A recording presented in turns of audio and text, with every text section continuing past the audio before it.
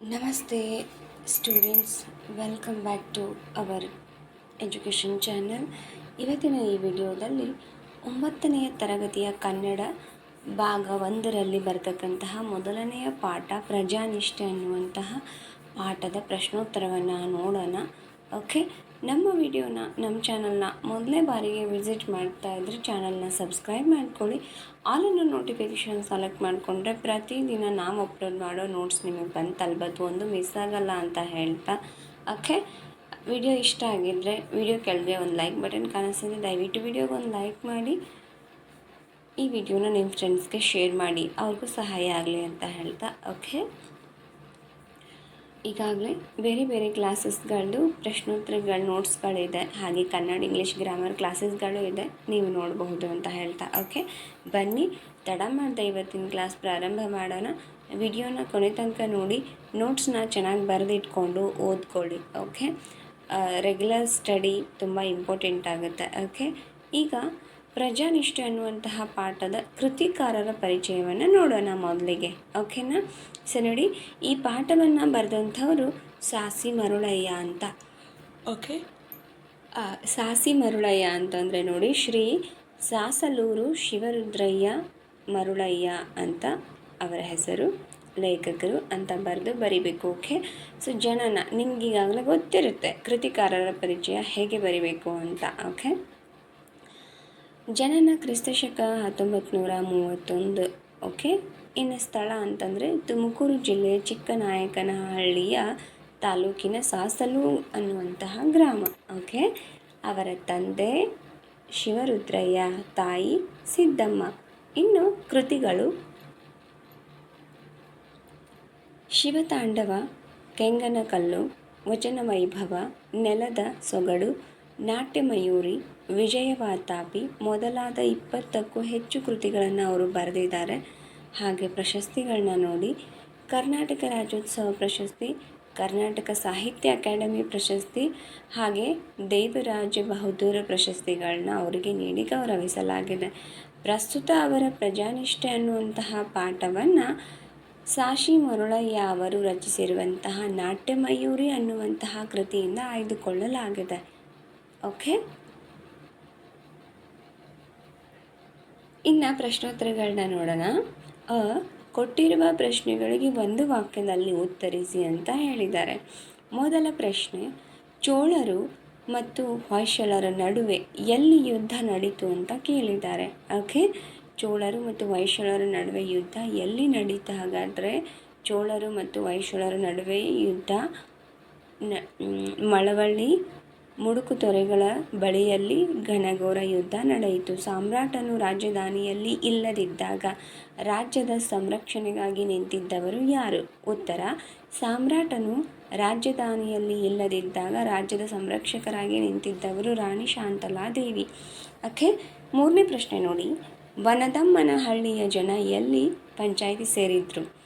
ಉತ್ತರ: ಬನದಮ್ಮನಹಳ್ಳಿಯ ಜನರು ಬನಶಂಕರಿಯ ದೇವಾಲಯದ ಮುಂಭಾಗದ ಕಟ್ಟೆಯ ಮೇಲೆ ಪಂಚಾಯಿತಿ ಸೇರಿದ್ದರು. ನಾಲ್ಕನೆಯ ಪ್ರಶ್ನೆ: ಬನದಮ್ಮನಹಳ್ಳಿಯ ಪಂಚಾಯಿತಿಯಲ್ಲಿ ಯಾರ್ಯಾರ ನಡುವೆ ನ್ಯಾಯ ತೀರ್ಮಾನ ಆಗ್ತಾ ಇತ್ತು ಅಂತ ಕೇಳಿದ್ದಾರೆ. ಉತ್ತರ: ಬನದಮ್ಮನಹಳ್ಳಿಯ ಪಂಚಾಯಿತಿಯಲ್ಲಿ ಈರಣ್ಣ ಮತ್ತು ಬೀರಣ್ಣನ ನಡುವೆ ನ್ಯಾಯ ತೀರ್ಮಾನ ಆಗ್ತಾ ಇತ್ತು. ಓಕೆ, ಸೊ ಇಲ್ಲಿಗೆ ಈ ಪಾಠದ 1 ಅಂಕದ ಪ್ರಶ್ನೋತ್ತರಗಳೆಲ್ಲ ಮುಗೀತು. 4 1 ಅಂಕದ ಪ್ರಶ್ನೋತ್ತರಗಳು ಇತ್ತು.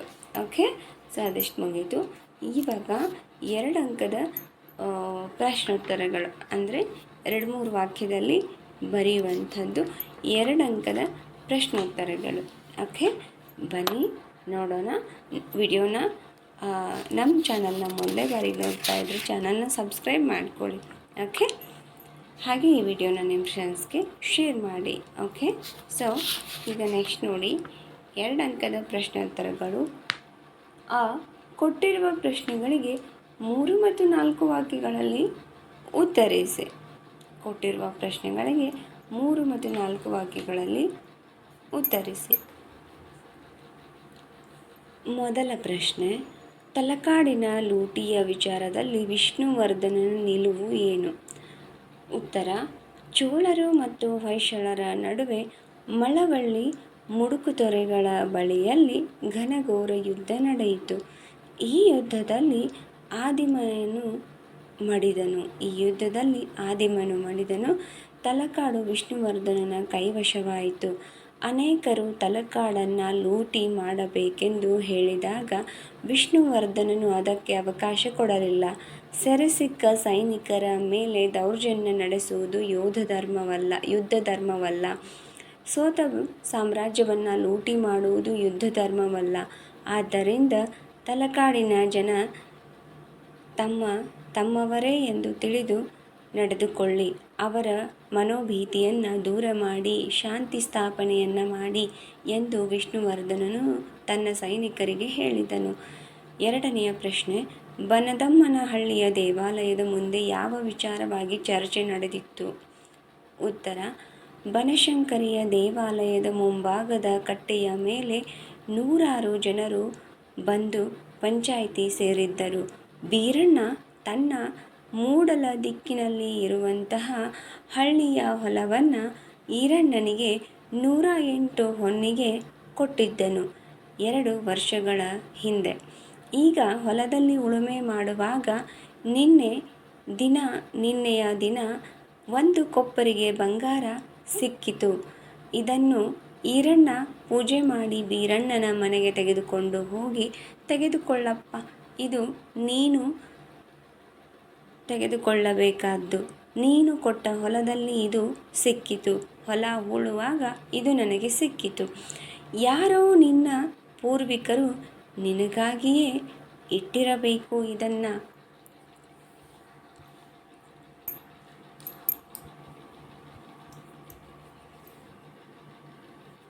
ಎಂದು ಹೇಳಿದನು. ಆದರೆ ಹೊಲ ಮಾರಿದ ಮೇಲೆ ಈ ನೆಲ ನನ್ನದಲ್ಲ. ಈಗ 2 ವರ್ಷಗಳ ಹಿಂದೆಯೇ ನಾನು ನಿನಗೆ ಈ ಹೊಲವನ್ನು ಮಾರಿದ್ದಾಗಿದೆ. ಈಗ ಇದರಲ್ಲಿ ಬರುವ ಯಾವುದೇ ಹೊನ್ನು ಕೂಡ ನನ್ನದಲ್ಲ. ಈಗ ಇದು ನನ್ನದಲ್ಲ, ಇದನ್ನು ನಾನು ತೆಗೆದುಕೊಳ್ಳುವುದಿಲ್ಲ ಎಂದು ಬೀರಣ್ಣ ವಾದಿಸಿದನು. ಹೀಗೆ ಬೀರಣ್ಣ ಕೊಪ್ಪರಿಗೆಯ ಬಂಗಾರ ನನಗೆ ಬೇಡ ಎಂದನು. ಈರಣ್ಣನೂ ಸಹ ನನಗೂ ಬೇಡ ಎಂದನು. ಈ ವಿಚಾರವಾಗಿ ಚರ್ಚೆ ನಡೆದಿತ್ತು. ಮೂರನೆಯ ಪ್ರಶ್ನೆ, ದೈವದವರ ತೀರ್ಪಿನ ಬಗೆಗೆ ಶಾಂತಲೆಯ ಅಭಿಪ್ರಾಯವೇನು? ಉತ್ತರ, ಈರಣ್ಣ ಮತ್ತು ಬೀರಣ್ಣ ಇಬ್ಬರೂ ಕೊಪ್ಪರಿಗೆ ಬಂಗಾರವನ್ನು ತಮ್ಮ ಬಳಿ ಇಟ್ಟುಕೊಳ್ಳಲು ಒಪ್ಪದಿದ್ದಾಗ ಗ್ರಾಮದ ಮುಖ್ಯಸ್ಥ ಕೇತುಮಲ್ಲ ಇಬ್ಬರಿಗೂ ಬೇಡವಾದ ಹಣ ರಾಜ್ಯದ ಬೊಕ್ಕಸಕ್ಕೆ ಸೇರಲಿ ಎಂದನು. ನ್ಯಾಯ ತೀರ್ಮಾನ ಮಾಡುತ್ತಾನೆ. ಆಗ ಮರದ ಮರೆಯಲ್ಲಿದ್ದ ಶಾಂತಲೆ ಮುಂದೆ ಬಂದು ಕೂಡದು ಎಂದು ಕೂಗಿದಳು. ಬೊಕ್ಕಸಕ್ಕೆ ಸೇರಲು ಇದು ಸಾಮ್ರಾಟರ ದುಡಿಮೆಯಲ್ಲ, ಅವರ ಬೆವರಿನ ಫಲ ಅಲ್ಲ, ಅದು ಪ್ರಜೆಗಳ ಬೆವರಿನ ಫಲ. ಆದ್ದರಿಂದ ಅದು ನಿಮ್ಮ ಊರಿನ ಹಣ, ನಿಮ್ಮೂರಿನ ಏಳಿಗೆಗಾಗಿಯೇ ವಿನಿಯೋಗವಾಗಲಿ ಎಂದು ಅಭಿಪ್ರಾಯಪಟ್ಟಳು. ಶಾಂತಲೆಯು ನೀಡಿದ ತೀರ್ಪೇನು? 4ನೆಯ ಪ್ರಶ್ನೆ. ಉತ್ತರ, ಕೊಪ್ಪರಿಗೆ ಹಣವು ರಾಜ್ಯದ ಬೊಕ್ಕಸಕ್ಕೆ ಸೇರಬೇಕೆಂದು ಕೇತುಮಲ್ಲ ತೀರ್ಪನ್ನು ನೀಡಿದಾಗ ಶಾಂತಲೆ, ಅಣ್ಣಂದಿರ, ತಾಯಂದಿರೇ, ಇದೋ ಈ ಹೊನ್ನನ್ನು ನೇರವಾಗಿ ನಾನು ರಾಜ್ಯದ ಕೋಶಕ್ಕೆ ಸೇರಿಸುವುದಿಲ್ಲ. ಇದು ದೈವದ ದುಡ್ಡು, ದೇವ ಕಾರ್ಯಕ್ಕೆ ವಿನಿಯೋಗವಾಗಬೇಕಾದ್ದು ಎಂದು ಇದು ಧರ್ಮ. ಇದನ್ನು ಕೇಳಿ ಈಗ ನನಗೆ ಬಹಳ ದಿನಗಳಿಂದಲೂ ಒಂದು ಆಸೆ ಇದೆ. ಅದೇನೆಂದರೆ, ನಮ್ಮ ಹಿಂದೆ ಕಾರ್ಯಕ್ಕೆ ತೆಗೆದುಕೊಂಡು ಸಂಸ್ಕೃತಿಯ ಇದರಲ್ಲಿರುವ ಎಲ್ಲ ಹಣವನ್ನು ತೆಗೆದುಕೊಂಡು ಸಂಸ್ಕೃತಿಯ ಶ್ರೀಮಂತಿಕೆಗೆ ಸಾಕ್ಷಿಯಾಗಿ ಒಂದು ಕಲಾದೇವಿಯ ದೇಗುಲವನ್ನು ರಾಜಧಾನಿ ದ್ವಾರಸಮುದ್ರದಲ್ಲಿ ನಿರ್ಮಿಸಬೇಕು ಎಂಬುದು ನನ್ನ ಮೊದಲ ಆಸೆ. ಅವಳ ದೇಗುಲಗಳ ಶಿಲ್ಪಕಲೆ ಹೊಯ್ಸಳರ ಶೈಲಿಗೆ ಮಾದರಿಯಾಗಿರಬೇಕು. ವೇಲಾಪುರಿಯ ಚೆನ್ನಕೇಶವ ದೇವಾಲಯ ಈ ಹೊನ್ನು ವಿನಿಯೋಗವಾಗಲಿ ಎಂದು ಶಾಂತಲೆ ತೀರ್ಪನ್ನು ನೀಡಿದಳು. ಇನ್ನು ಈ ಕೊಟ್ಟಿರುವ ಪ್ರಶ್ನೆಗಳಿಗೆ 8-10 ವಾಕ್ಯಗಳಲ್ಲಿ ಉತ್ತರಿಸಿ. ಮೊದಲ ಪ್ರಶ್ನೆ, ಚೋಳ ದೊರೆ ಕುಲೋತ್ತುಂಗನು ಹೊಯ್ಸಳ ಸಾಮ್ರಾಜ್ಯದ ಮೇಲೆ ಯುದ್ಧ ಸಾರಲು ಇದ್ದ ಕಾರಣ ಮತ್ತು ಪರಿಣಾಮಗಳನ್ನು ವಿವರಿಸಿ ಅಂತ ಹೇಳಿದ್ದಾರೆ. ಓಕೆ, ಉತ್ತರವನ್ನು ನೋಡೋಣ ಬನ್ನಿ. ಹೊಯ್ಸಳ ಸಾಮ್ರಾಜ್ಯದ ಪ್ರಗತಿಯನ್ನು ಕಂಡ ಪರರಾಜರು ಕಣ್ಣುಗಳು ಕೆಂಪಾದವು. ಅದರಲ್ಲೂ ದಿನೇ ದಿನೇ ವರ್ಧಮಾನಕ್ಕೆ ಬರುತ್ತಿರುವ ವಿಷ್ಣುವರ್ಧನ ಭೂಪಾಲನನ್ನು ಬಡಿಯಬೇಕೆಂದು ಶತ್ರು ರಾಜ್ಯಗಳು ಕಾಯುತ್ತಿದ್ದವು. ಅವರಲ್ಲಿ ಚೋಳಮಂಡಲದ ಕುಲೋತ್ತುಂಗನೂ ಪ್ರಮುಖನಾಗಿದ್ದನು. ಗಂಗರ ತಲಕಾಡು ಅವನ ಸ್ವಾಧೀನದಲ್ಲಿತ್ತು. ಕುಲೋತ್ತುಂಗ ಪ್ರಚಂಡ ಆಶಾವಾದಿ, ಅಖಂಡ ಭರತ ಖಂಡದ ಒಡೆತನವನ್ನು ಬಯಸುತ್ತಿದ್ದ ದುರಾಶಾ ಪಿಶಾಚಿಯೂ ಆಗಿದ್ದನು. ಹೊಯ್ಸಳ ಸಾಮ್ರಾಜ್ಯವನ್ನು ತನ್ನ ವಶ ಮಾಡಿಕೊಳ್ಳಲೇಬೇಕೆಂದು ಆಶಿಸಿದ್ದ. ಹೊಯ್ಸಳ ಸಾಮ್ರಾಜ್ಯದ ಮೇಲೆ ಯುದ್ಧ ಸಾರಿದನು. ಚೋಳರಿಗೂ ಮತ್ತು ಹೊಯ್ಸಳರಿಗೂ ಮಳವಳ್ಳಿ ಮುರುಕುತೊರೆಗಳ ಬಳಿಯಲ್ಲಿ ಘನಘೋರ ಯುದ್ಧ ನಡೆಯಿತು. ಹೊಯ್ಸಳರ ಕೈ ಮೇಲಾಗಿ ಚೋಳ ಸೇನೆ ಅದರಲ್ಲಿ ವಿಜಯವನ್ನು ಸಾಧಿಸಿತು. ಯುದ್ಧದಲ್ಲಿ ಮಡಿದ ಅವನು ಸತ್ತ ಸುದ್ದಿ ತಿಳಿಯುತ್ತಲೇ ಚೋಳ ಸೇನೆ ದಿಕ್ಕಾಪಾಲಾಗಿ ಓಡಿತು. ತಲಕಾಡ ಕೋಟೆ ಸುಲಭವಾಗಿ ವಿಷ್ಣುವರ್ಧನನ ಕೈವಶವಾಯಿತು. ಸಮಸ್ತ ಸೇನೆಯು ತಲಕಾಡಿನೊಂದಿಗೆ ಜಯವಾಗಲಿ, ತಲಕಾಡುಗೊಂಡನಿಗೆ ಜಯವಾಗಲಿ ಎಂದು ಜಯಕಾರ ಹಾಕಿದರು. ಎರಡನೆಯ ಪ್ರಶ್ನೆ, ಬನದಮ್ಮನಹಳ್ಳಿಯ ಪಂಚಾಯಿತಿಯಲ್ಲಿ ನಡೆದ ನ್ಯಾಯ ಮತ್ತು ಅದರ ತೀರ್ಪಿನ ಬಗ್ಗೆ ವಿವರಿಸಿ ಅಂತ ಹೇಳಿದ್ದಾರೆ. ಉತ್ತರ ನೋಡಿ. ವಿಷ್ಣುವರ್ಧನ ಭೂಪಾಲನು ರಾಜ್ಯದಲ್ಲಿ ಇಲ್ಲದಿದ್ದಾಗ ರಾಜಧಾನಿಯಲ್ಲಿ ಸಂರಕ್ಷಕಳಾಗಿ ನಿಂತಿದ್ದ ದೇವತೆ ಎಂದರೆ ಮಹಾರಾಣಿ ಶಾಂತಲಾದೇವಿ.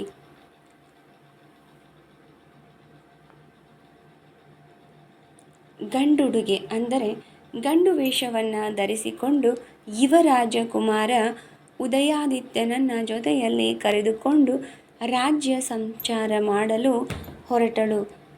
ಬನದಮ್ಮನಹಳ್ಳಿಯ ಬನಶಂಕರಿಯ ದೇವಾಲಯದ ಮುಂಭಾಗದ ಕಟ್ಟೆಯ ಮೇಲೆ ನೂರಾರು ಜನರು ಬಂದು ಪಂಚಾಯಿತಿ ಸೇರಿದ್ದನ್ನು ಕಂಡು ಪಂಚಾಯಿತಿ ಸೇರಿದ ಕಾರಣ ಬೀರಣ್ಣ ಎಂಬುವವನು ತನ್ನ ಹೊಲವನ್ನು ಈರಣ್ಣನಿಗೆ ಮಾರಾಟ ಮಾಡಿದ್ದು, ಈರಣ್ಣ ಹೊಲವನ್ನು ಉಳುಮೆ ಮಾಡುತ್ತಿರುವಾಗ ಅವನಿಗೆ ಒಂದು ಕೊಪ್ಪರಿಗೆ ಬಂಗಾರ ದೊರೆತಿತ್ತು. ಅದನ್ನು ಈರಣ್ಣ ತನ್ನ ಬಳಿ ಇಟ್ಟುಕೊಳ್ಳಲಿಲ್ಲ. ಹೊಲವನ್ನು ನೀಡಿದವನಿಗೆ ಬೀರಣ್ಣನಿಗೆ ಕೊಡಲು ಮುಂದಾದಾಗ ಈ ವಿಚಾರವಾಗಿ ಅವನು ತೆಗೆದುಕೊಳ್ಳಲು ನಾನು ಒಪ್ಪುವುದಿಲ್ಲ, ಇದು ಈಗ ನನ್ನದಲ್ಲ ಎಂದು ಈ ವಿಚಾರವಾಗಿ ಪಂಚಾಯಿತಿಯಲ್ಲಿ ಚರ್ಚೆ ನಡೆಯುತ್ತಿದ್ದಾಗ ಕೇತುಮಲ್ಲ ಅಧ್ಯಕ್ಷ ನಾಯಕನಾಗಿ ಈ ಹೊನ್ನು ರಾಜ್ಯದ ಬೊಕ್ಕಸಕ್ಕೆ ಸೇರಲಿ, ನಿಮ್ಮಿಬ್ಬರಿಗೂ ಬೇಡವಾಗಿದ್ದರೆ ಎಂದು ಹೇಳಿದಾಗ ಜನರೆಲ್ಲರೂ ಒಪ್ಪಿದರು. ಆದರೆ ಮಾರುವೇಷದಲ್ಲಿದ್ದ ಶಾಂತಲಾ ಈ ಕೊಪ್ಪರಿಗೆಯ ಬಂಗಾರ ರಾಜ್ಯದ ಬೊಕ್ಕಸಕ್ಕೆ ಸೇರಲು ಇದು ಸಾಮ್ರಾಟರ ದುಡಿಮೆಯಲ್ಲ ಎಂದಾಗ ನಾವೆಲ್ಲರೂ ಹೊಯ್ಸಳೇಶ್ವರನ ಮಕ್ಕಳು ಇದು ಅವರಿಗೆ ಸೇರಬೇಕು ಎಂದು ಕೇತುಮಲ್ಲ ಹೇಳಿದಾಗ ಅನ್ನಗಳಿರ ನಿಮ್ಮಂತಹ ಪ್ರಜೆಗಳನ್ನು ಪಡೆದ ಸಾಮ್ರಾಜ್ಯ ತುಂಬ ಪುಣ್ಯವಂತದ್ದು ಎಂದು ಹೇಳಿ ತಾನು ಹಾಕಿಕೊಂಡಂತಹ ಮುಸುಕನ್ನು ತೆಗೆದುಕೊಂಡಾಗ ಜನರೆಲ್ಲರಿಗೂ ಬಹಳ ಸಂತೋಷವಾಯಿತು. ಆಗ ಶಾಂತಲೆಯು ಕೊಪ್ಪರಿಗೆ ಬಂಗಾರವು ದೇವ ಕಾರ್ಯಕ್ಕೆ ವಿನಿಯೋಗವಾಗಬೇಕು ಎಂದು ಹೇಳಿದಳು.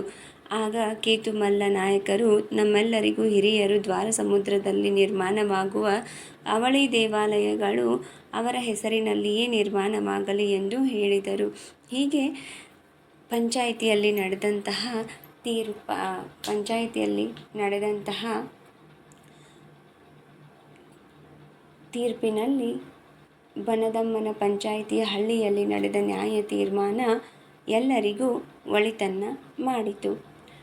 ಇನ್ನು ಸಂದರ್ಭ ಸಹಿತ ಸ್ವಾರಸ್ಯವನ್ನು ವಿವರಿಸಿ ಅಂತ ಇದೆ. ಮೊದಲನೇದು ತಲಕಾಡುಗೊಂಡನಿಗೆ ಜಯವಾಗಲಿ.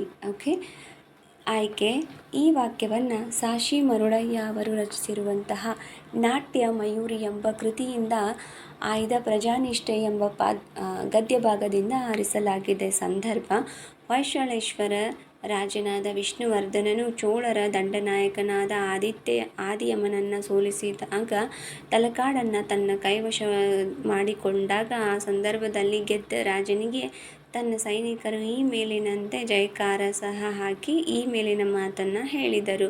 ಸ್ವಾರಸ್ಯ: ಹೊಯ್ಸಳೇಶ್ವರ ರಾಜನಾದ ವಿಷ್ಣುವರ್ಧನನ ಮೇಲೆ ಸೈನಿಕರು ಇಟ್ಟ ಗೌರವ, ಪ್ರೀತಿ, ಅಭಿಮಾನಗಳು ಯುದ್ಧ ಗೆದ್ದಾಗ ಆಗುವ ಹರ್ಷವನ್ನು ವ್ಯಕ್ತಪಡಿಸಿರುವುದು ಈ ವಾಕ್ಯದಲ್ಲಿನ ಸ್ವಾರಸ್ಯವಾಗಿದೆ. ಎರಡನೆಯ ವಾಕ್ಯ: ಸೆರೆಸಿಕ್ಕ ಸೈನಿಕರ ಮೇಲೆ ದೌರ್ಜನ್ಯ ನಡೆಸುವುದು ಯೋಧ ಧರ್ಮವಲ್ಲ.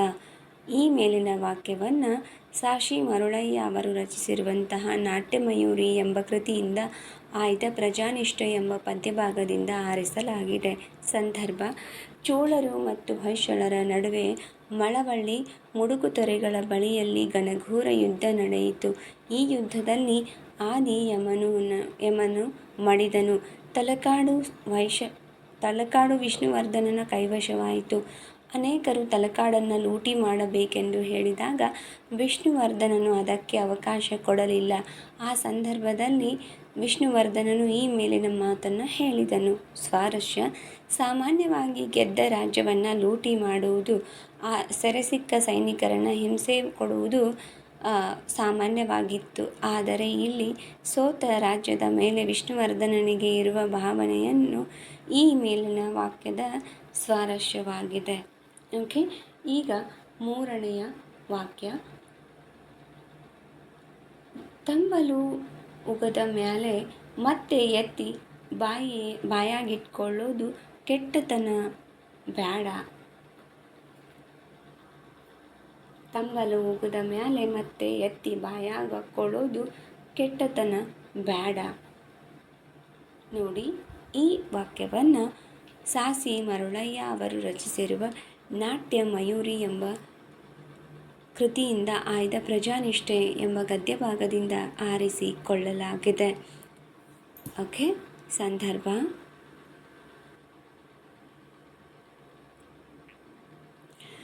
ಈರಣ್ಣನು ಬೀರಣ್ಣನಿಂದ ಕೊಂಡುಕೊಂಡ ಭೂಮಿಯಲ್ಲಿ ಉಳುಮೆ ಮಾಡುತ್ತಿರುವಾಗ ಒಂದು ಕೊಪ್ಪರಿಗೆ ಬಂಗಾರ ಸಿಕ್ಕಿತು.